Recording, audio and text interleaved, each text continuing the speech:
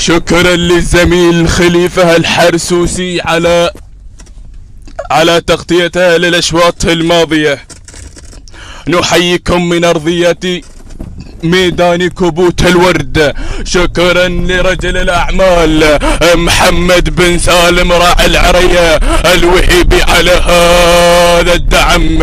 وانطلقنا على بركة الله، انطلقنا وبحفظ الله ورعايته. الشوط الثاني للقعدان، هناك الصدارة مع المركز الأول.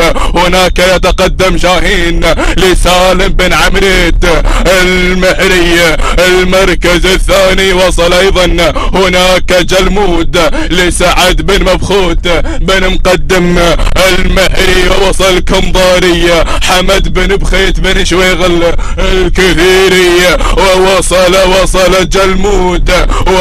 جلمود علي بن عامر الغيلاني. ماذا تريد ان تفعل يا سدح؟ وسلام يا سدح.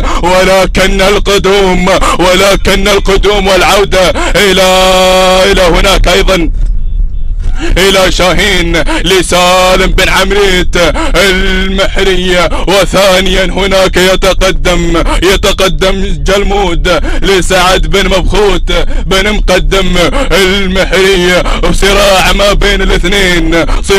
بين الاثنين ولكن طار شاهين سالم بن بخيت بن عمريت المهرية. هناك ايضا وصل جلمود لسعد بن مبخوت بن مقدم المهرية. ولكن شاهين اصدرت عليه الاوامر. ولا هناك جلمود. شاهين باي باي شاهين لسالم بن عمريت المهرية. وسلام يا بن عمريت سلام. المركز الثاني هناك جلمود لسعد بن مبخوت بن مقدم المهري.